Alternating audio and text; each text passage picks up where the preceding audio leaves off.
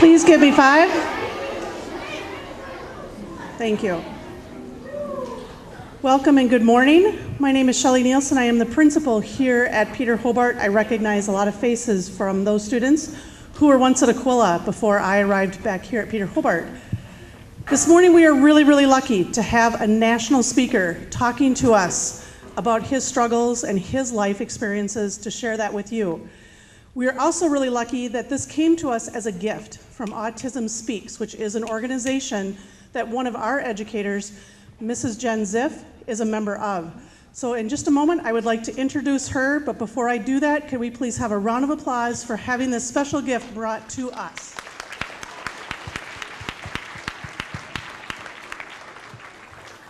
Then Ms. Ziff, would you please introduce our speaker today? Thank you, Principal Nielsen. Thank you, boys and girls, for coming today. Jesse Saperstein is a best-selling author, an autism advocate, and a motivational speaker. He's considered one of the most respected leaders in the anti-bullying movement and one of the most courageous and passionate autism advocates of his generation. Jesse also has a form of autism called Aspergers Syndrome. Jesse's story, Atypical Life with Asperger's in 20 1/3 chapters, was published by the Penguin Group in April of 2010 and immediately became a popular memoir due to its practical advice and his outrageous humor. The book quickly rose to the top of Amazon.com and placed Jesse as a dynamic media personality, a motivational speaker, and most importantly, an advocate for people with disabilities.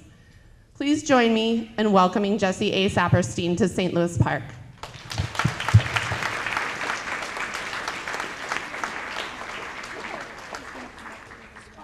I also would like to once again thank Autism Speaks for bringing me here, and for my new friend Cami Kramer and her husband Tom, who chauffeured me throughout the entire city of Minneapolis for the past week. And I had the privilege of meeting her sons, Henry and Elliot. Elliot has a form of autism called pervasive developmental disorder, otherwise known as PDD. And I have a slightly milder type of autism called Aspergers Syndrome. And that's what I'm here to talk to you about. I'm here to talk to you about who I am, some of the challenges I've faced, and what we have in common despite our challenges. That's the whole point. We have so much more in common than we have difference. And by the way, I gave you guys a big shout out on KARE 11 Eyewitness News the other night, so I hope some of you heard that. I'm really excited to be here, and I hope you get your 15 minutes of fame out of my little shout out that night with Diana Pierce. Now, I want to show you my book, Atypical Life with Asperger's in 20 1/3 chapters. By the way, you're not to read this until you're about 5 years older because it's not written for young people. I wanted to write a book that appealed to the adult public because oftentimes things can get worse when you get older, when people don't understand. My job is to not just talk to you, but try to make it possible for you to have a wonderful future when you get to be my age. And people see more than the superficial, the characteristics they see at the surface. What Mary is talking about is a movie called Temple Grandin, and I've actually met her a couple of times. She's an amazing woman, and she invented cattle chutes to help with cows being branded and processed for meat, to make the process more peaceful for them. And she learned that when she did it to herself, it produced the same effect. She was calm. She was able to relate to animals so she could relate to people. And like this gentleman said, she has a lot of difficulties with social interaction. For example, I met her for the first time at an event, and I said to her, "Remember me? I'm Jesse Saperstein. You read my book and you wrote a beautiful comment as an endorsement inside." And she just stared straight ahead, not even paying attention to me, and she said, "Oh, okay." And I thought to myself, wow, that was kind of rude. How could she do that to me? But then I realized maybe I caught her on a bad day, and it was a day when she was overwhelmed. Then I spoke to her on another day, and she was the friendliest person in the entire world. And she even spoke on my anti-bullying video. So that's the whole point. Many times you have to look beneath the surface to see somebody's true colors, their beauty, the part of them that makes for an outstanding friend, family member, coworker, employee, and student. I hope that you will do that more after I leave here. And you've told me about what you think autism is, but I have Asperger's. Does anyone here have Asperger's? Can anyone tell me about Asperger's? It's a really social thing, and usually people are more, they like to keep to themselves, and they can really relate to animals. That is true. People with Asperger's like cats and dogs, and they relate more to pets sometimes than people. But the definition that I had when I was young is that there was no definition. I always tell people being extremely weird was not considered to be a disability. It was seen as a character flaw, something to be corrected, something that deserved criticism. I was diagnosed at age 14 after a really tough time in high school. I always had problems during transitional periods growing up. New schools, new life phases, it almost always brought out the absolute worst in my condition. And there's also no real definition for Asperger's. We have an expression in the autism community: when you've met one person with autism, you have met one person with autism. These are some of the characteristics of people like myself. Individuals with Aspergers syndrome can exhibit a lot of characteristics. They can be angry, mellow, a genius, complete with many learning disabilities, selfish, generous, lighthearted, serious, fun, boring, passive-aggressive, and probably a few others that I never even thought of. So it's hard to tell who has Asperger's and who does not, but it's seen as so mild, so benign, that people think that the person's weird. They're just different. They're being inappropriate. But then when you get to know them better, you realize there's some similarities that you see. Like they can have a monotone voice. They have trouble fitting into new environments. But the thing about autism is that people think they live in their own world, but they really want to be a part of your world. They want friendships and relationships just like everybody else. As I said, we have a lot more in common than different. And the other thing they like to do is play with ridiculous toys, like this, for example.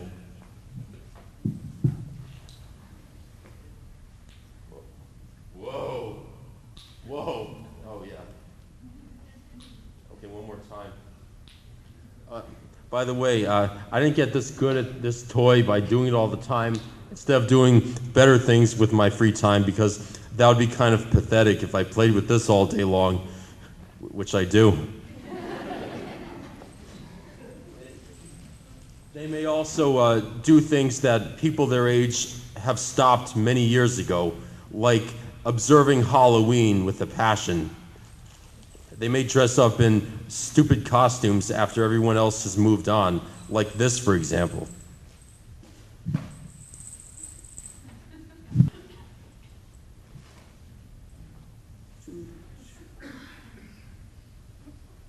Yeah, check this out.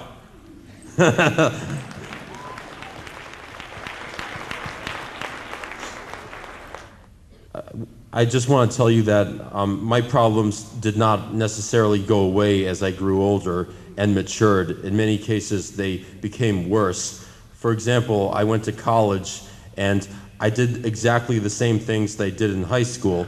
For example, in high school, to get a date to the junior and senior proms, I asked out about 60% of all the young ladies in my school until somebody finally said yes.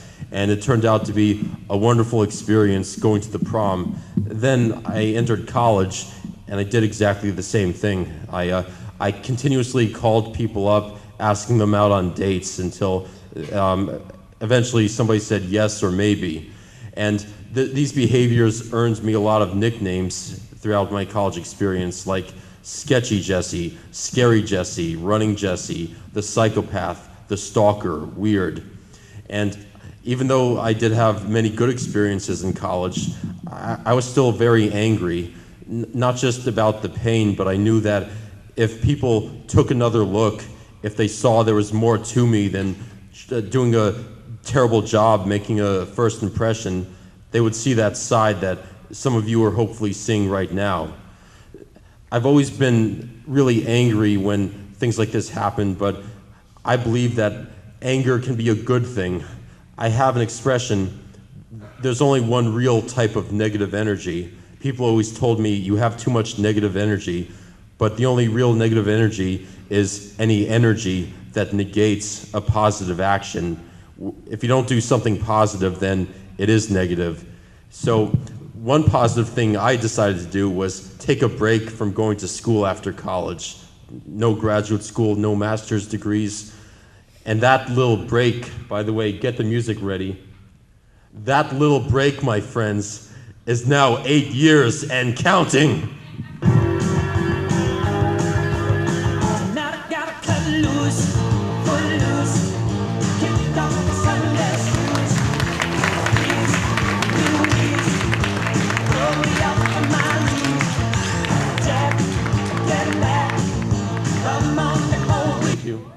I just did that to show how proud I am of not going to school after college. It's one of my life's greatest achievements, mainly because I would not be here right now. I wouldn't have accomplished writing a book if I chose that path. Sometimes people criticize you for taking a different path, but then you have the last laugh when it does work out and you're able to help people. I don't think you can guess what I decided to do after college. I went on a little hike, and when I say little hike, that's just a figure of speech. I decided to walk from Georgia to Maine. So I walked the distance that most people would take a plane to cover. And I started my hike on March 9th, 2005. I started walking for 2,174 miles. Do you know how long that took? And I finished the hike on October 18th, 2005. So my hike of the Appalachian Trail took 7 months and 9 days. I performed the hike for a pediatric AIDS foundation. I saw that people with AIDS were also suffering from the same fear, irrational hatred, and I could relate to their struggles, and I wanted to do something for the cause. By the end of the Appalachian Trail, over $19,000 had been raised for the Joe DiPaolo AIDS Foundation to send kids to camp who contracted the disease through their mothers at birth. And it was a chance to show the public what somebody like myself is capable of when they're given the right opportunities and enough people to believe in them. My hope is that you're not going to have to wait so long for that chance. Success will come at an easier pace. But after the hike ended, I became really successful overnight. I was treated like a celebrity. People were more likely to ask for an autograph than accuse me of being a psychopath or a stalker. And I don't know if you're familiar with the astronaut Jim Lovell from Apollo 13. You've seen Apollo 13 with Tom Hanks, perhaps. Well, I believe it was him who was treated as a hero after he came back from his voyage. Then somebody said to him, "You know, Jim, if I were you, I would memorize where all the exits are, because the lights are suddenly going to go out, and when they go out, you're going to have to find your own way off the stage." That is exactly what it was like for me after the hike ended, only it was much worse because I have Aspergers. I had to learn how to be an adult with my condition. All of a sudden, there were no breaks and no second chances. In many cases, I was lucky to even have a first chance. In college, I wanted to be a teacher.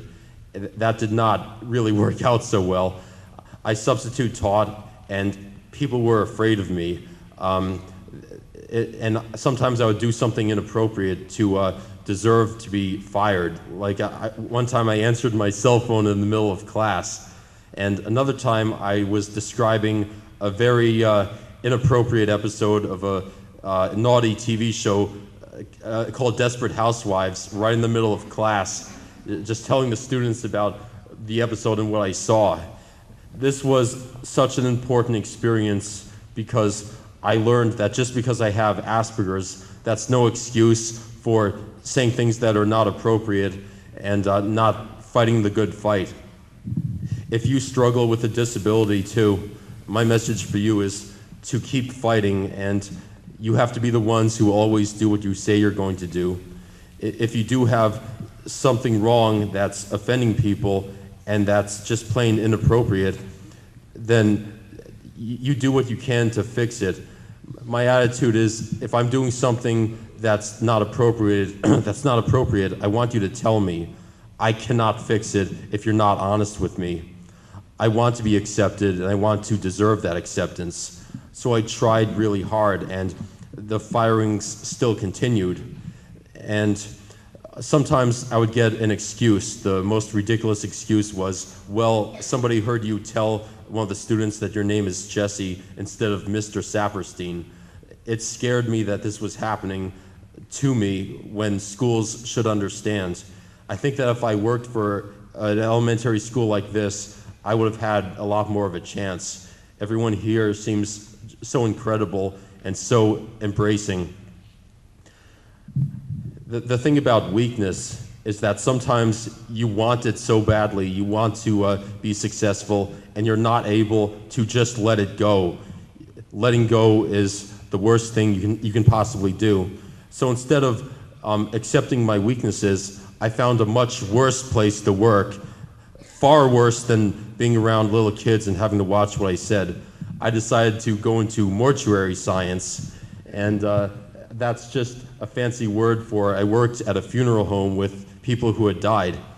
You would think that that was the greatest position on earth for someone like me, because it's the only time where I could say something inappropriate in front of the main customers and nothing bad would happen, like they would not complain, if you know what I mean. But I also did a lot of work with the families who came in, like the living people who came in for the wakes. And I had to learn to only say 4 phrases. Those phrases were, hello, goodbye, I'm sorry for your loss, and the bathroom is around the corner to the left, past the water cooler. And because I wanted it so badly, my weakness became my strength. That sometimes happens, and what you begin to understand about individuals with autism is that in many cases they can be friendlier and more social than some people without a disability. I learned that bullying does not always stop when you become an adult, so I decided to do something to fight bullying, which may be unnecessary. My decision was to jump out of I jumped out of a plane. So can we... Well, when I was in high school, I was horribly bullied. I mean, kids called me retard, tape recorder, bones, all kinds of bad names. I just didn't fit in with the other kids. When I was in elementary school, I fit in because I did a lot of building projects, played a lot of games, made kites and other kinds of things. But in high school, I just didn't fit in at all. And the only refuges I had away from teasing were horseback riding and the science lab. And those places were just essential for my well-being, because the students that were interested in horses or electronics were not the kids that did the teasing. But high school was absolutely the worst part of my life. And if I hadn't had the special interest groups, I would have just gone, completely crazy. I want to really encourage people to get involved in special interests, whether it be art, computers, music, drama, the school newspaper, some kind of special interest thing. And, bullying is a horrible problem. I get asked all the time, parents ask me all the time about it. And there's some situations where the high school works out just fine, and there's other situations where they just have to take the kid out. All right, here we go. I just want to say that I've been waiting 30 years for this moment. Not just the skydiver and bullying, but finally get to say this expression and mean it literally. Thank you for letting me drop in on you. But I believe we all know why we're here today, besides watching me plummet from the sky like common bird poop.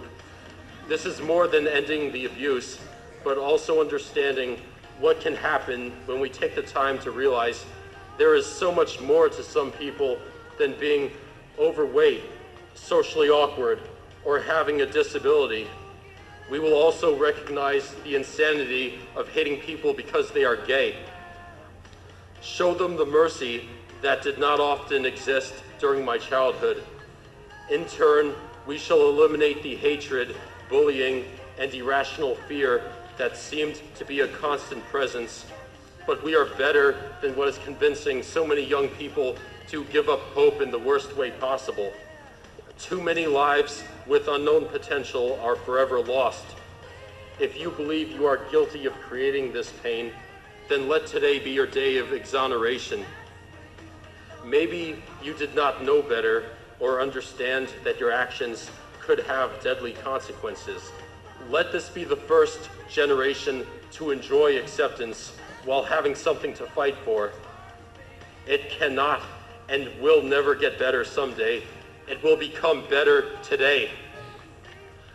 I am not suggesting you jump out of a plane, but try to find your own unique way to become heroic throughout the 2011 to 2012 school year and those to follow. Advocate for those who deserve a friend, or give somebody a voice who has been silenced by perpetual abuse and ignorance. Know that the person you fight for today could possibly be the life you're saving tonight. Our passion this afternoon will give birth to more voices until bullying finally dies. Thank you for being here today and standing alongside me.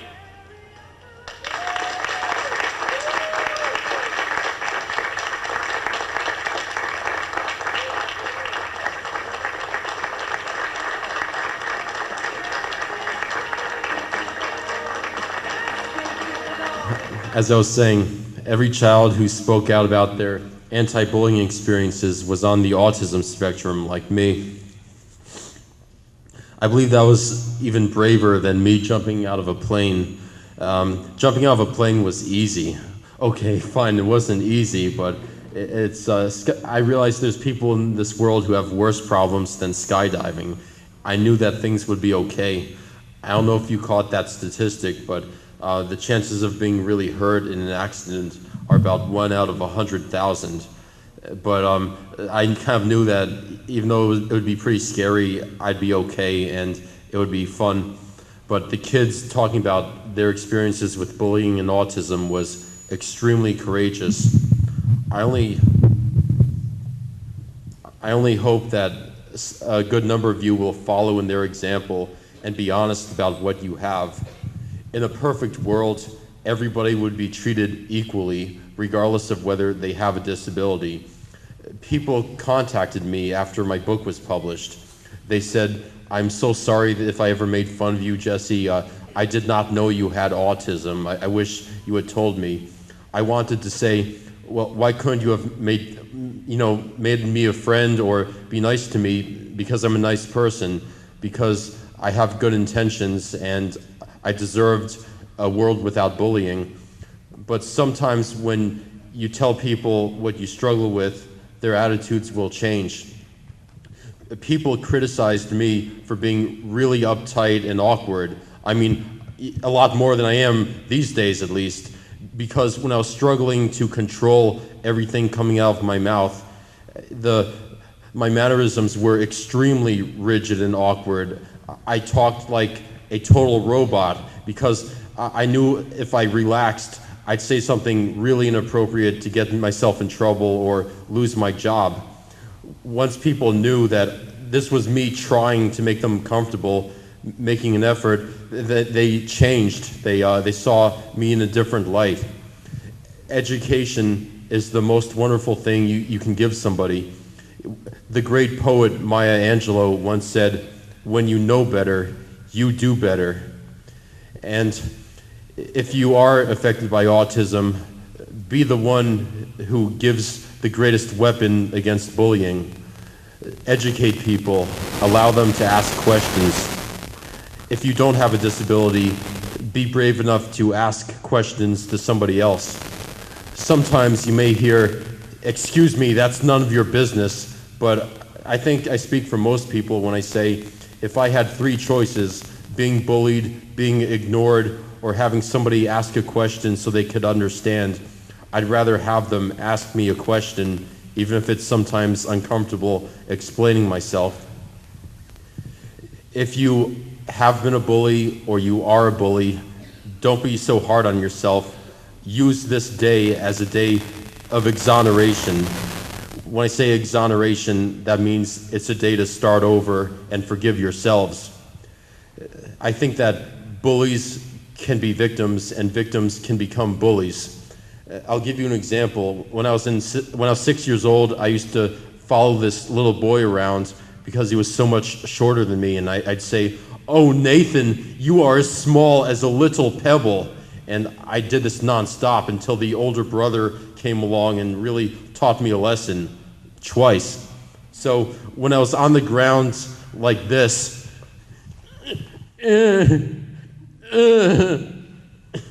I thought to myself, I don't think this is such a good idea. So my days of bullying pretty much came to an abrupt halt at age 6.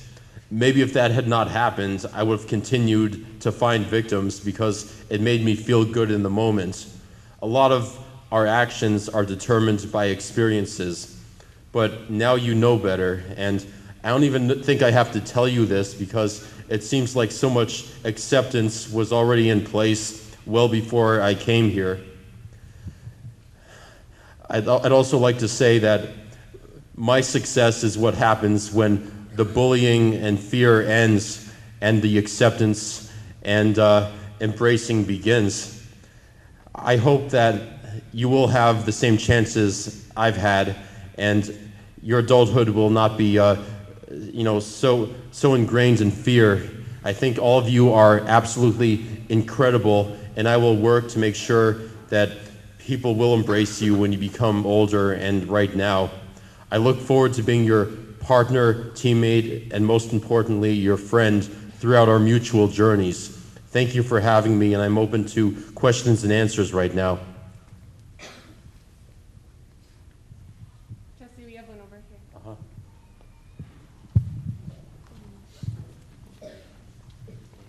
This is not being mean to you. How long have you been getting bullied through your years? Honestly, I was very lucky in the sense that my times being bullied were not constant.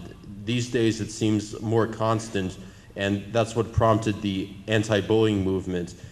And I was usually bullied during times of transition, whenever there's a new phase in my life, and then many times things would, they call it dying down, things would get better.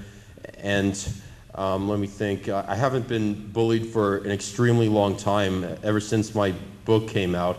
And these days, people are more likely to ask for that autograph than bully me. But the point is that it should not take publishing a book or jumping out of a plane to end your days of being bullied. People should just see who you are and give you a chance. Was it just physical bully, or was it word bully too? Sometimes it was physical, but most of the time it was emotional. I think words hurt a lot more than bruises, because bruises heal, but what you hear from people stays inside you forever. So it was mostly, what hurt the most was being called a loser. Nobody likes you, you have no friends. And as an adult, it hurt more when people told me that I had to let go and move on, like when they told me that nobody would accept me as a teacher, because in my mind, I thought that if I were making an effort and controlling myself, then I deserved a chance. So that also hurt, and I think sometimes bullying will take another form that's not like people calling you a loser. That doesn't happen too often as an adult, but being bullied can mean not being given a chance and people rejecting you based on their own first impressions and not taking an effort to take another look at you. Oh.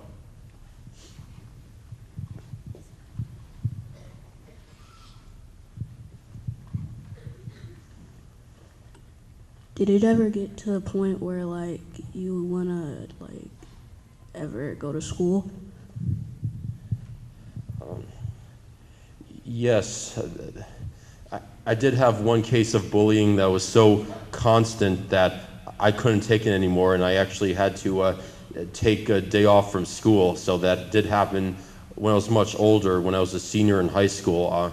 I was a victim of a severe case of cyberbullying for 6 months, and what they did was they created a fake screen name and they put a fake AOL profile. Those were the days 13 years ago before we had Facebook and MySpace. So I communicated with this girl who I thought liked me and was actually an imaginary person. So that was really horrible, and I can understand why some people get to the point where they want to hurt themselves, and I'm hoping that since 13 years have passed, society will finally put a stop to this insanity.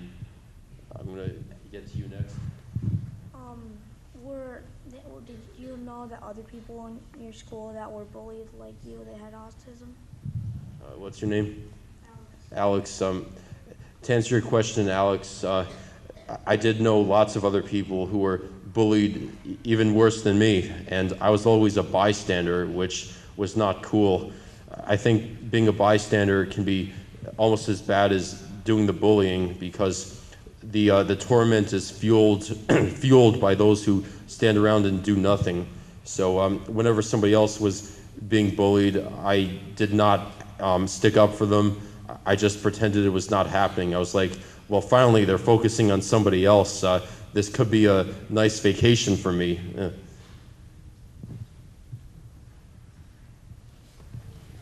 If you didn't have autism, what do you think your life would be like? That's a good question. If I did not have autism, what would my life be like?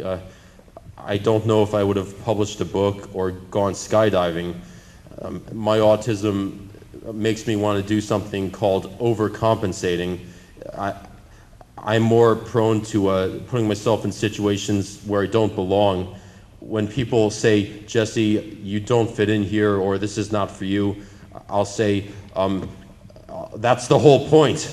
So I think that I probably would not pursue the things I have, but I cannot say if my life would be easier or better, because I know lots of people who are so-called normal and they struggle with the same hurt and pain. So I think the point is we all struggle with something, regardless of whether we actually have a disability. I have another mic. Do you want me to? Sure.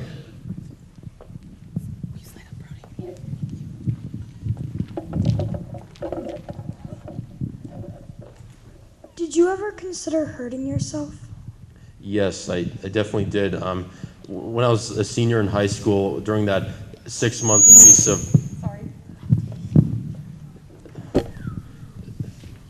Sorry.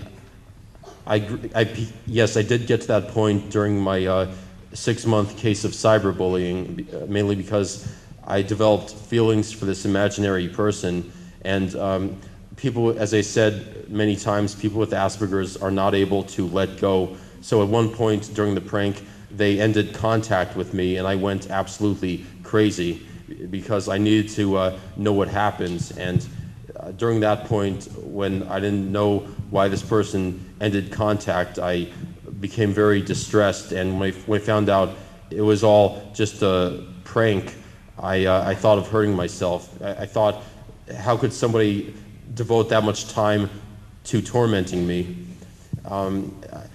When I was transitioning into middle school, that was also probably the second worst time in my life, and I think it's going to be easier for you because we address bullying.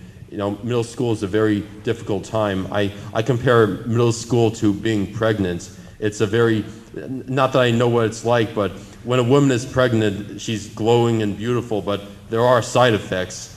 And there will be side effects for you, but I hope that throughout the experience, you know that you're very special and you're going to have a lot more support than I did when I was your age.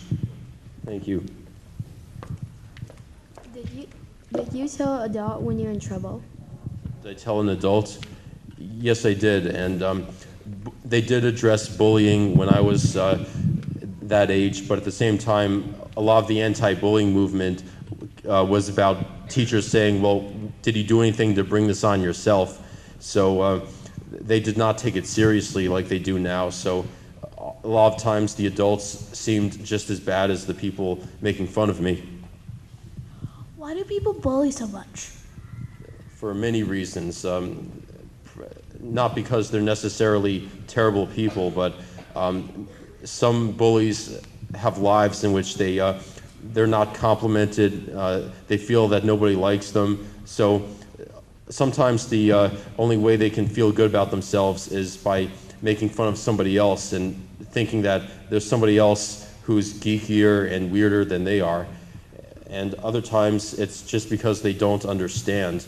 So when you don't understand something, you tend to react with fear and even hatred. So a lot of bullying can be ended through education. Can I pop over here, Jesse? Did you ever feel like when you were alone, like nobody was with you and everyone was against you? There were times I felt that way, but there were also many times when I did have support from a few teachers and several classmates. But I did feel alone because I knew nobody else who had mild autism. There's that expression, birds of a feather flock together. So sometimes kids with common interests like heavy rock music or birds or something, whatever it is, they'll congregate in a group, but there was nobody else who could relate to my challenges. So I did feel very alone because of that. But my teachers who did support me made a huge difference, like the ones in this school do for you. What would you say was the worst time, when you were in school? The worst time was probably going to middle school because in middle school I had to change classes, and back in elementary school I had relationships with the people in my class. I had strong support from teachers who were protective and kind, but in middle school it felt like I was a piece of cattle moving from class to class to class. And I'm not trying to scare you because I think your experience will be a lot smoother. They actually take bullying seriously now, and you will have a much easier time in middle school and you'll be happier. So middle school was hard simply because of the change, but that was back in the 1990s. So I'm very excited for your transition next year, and it's going to be amazing. Did bullying ever interfere with your learning? Definitely. In 9th grade, when I was struggling with acceptance, when I was in a science class where people would throw spitballs and stuff, and it seemed like nobody liked me, and I was put in a special education class. Then as I grew older and I did things like performance shows and did extracurricular activities, more people accepted me and gave me a chance. So as that went on, my grades improved and I was on the honor roll and so forth. So bullying does affect academic performance. Jesse, we probably have time for 2 more questions, which makes me sad because I can see there's a lot of great ones. But do you want to put one on this side and I'll grab one from over here for the last one?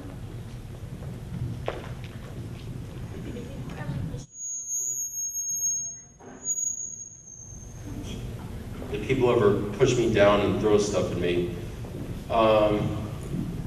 Yes, that did happen from time to time, but most of the time it was just insults. I was like a walking bullseye for spitballs in that science class when I was in 9th grade. But I hope that answers your question, and I just want to address something else before I depart. I understand that there's a lot of bus drivers in the audience. I thank you for being here and making an effort to understand my younger peers. You will be a huge advocate toward making the lives of these students much easier. And I think that education should continue in the bus, because that's where a lot of bullying tends to occur, because there's no faculty members present. So I know that after I leave here, you will continue to fight for my young friends, and good for you. Take one more question. Do we have a question from faculty members? Let's let her go, and then if any faculty members Okay, have sure. Did you ever consider yourself special because you had autism? Let me think. I don't know if I would consider myself special, but at the same time, I knew that there's something about me that made me unique, and I felt special in the sense that there were some things I struggled with and other things I did extremely well, even better than most normal people without a disability. So I felt special in the sense that I knew I had some talents, and I could work with those talents to be successful. Are there any adults or teachers, faculty in here that have a question? Jesse, there's one way back there. Can you speak up? Thanks. Jesse, did you give family help and support through all of your time? Yes, I think my family did an amazing job when I was young, especially because they knew very little about Asperger's, so anything they did wrong was with the best of intentions. For example, they sometimes thought that my abuse was a self-inflicted consequence, like I was creating it myself. They had the attitude that there's a consequence for being different, but as time went on, they grew to accept me and some of my decisions. I kind of don't make that easier with my decisions of walking over 2,000 miles, jumping out of a plane, but they're more accepting than they used to be about such endeavors, so I'm very fortunate. I see another one back there, Jesse. What would you say to any of the kids in here who have experienced bullying and don't know what to do? What would you say the first thing they should do is? The first thing they should do is look at themselves in the mirror and give to themselves what does not always come from somebody else. Because there's only so much you can do about bullying, but what's worse is when you feel alone, and there's sometimes you cannot do something about it. So you have to know how far you've come. And with regards to bullying, the best thing to do is, try to use your words before involving a faculty member. And if that doesn't work, you go to an adult, because some people are not going to respond to education, or they're not going to care if you have Asperger's. That's only a small percentage of people, but I have this expression, you cannot make chicken salad out of chicken manure. So, for those people who are not going to stop bullying you, you take further action, and you find a way to put a stop to it by involving an adult, and keep remembering that you are incredible and you're not able to make everybody like you. That's something that was never taught to me as a child. I always learned how to stop my inappropriate behavior, think about what I was doing to bring it on myself, but I never learned until I was an adult how to look in that mirror and know that I am special, and sometimes it's not always my fault if people don't like me. Are there any other faculty questions? Oh, I see one in the back right corner, Jesse. We'll take this last one and then we'll wrap it up.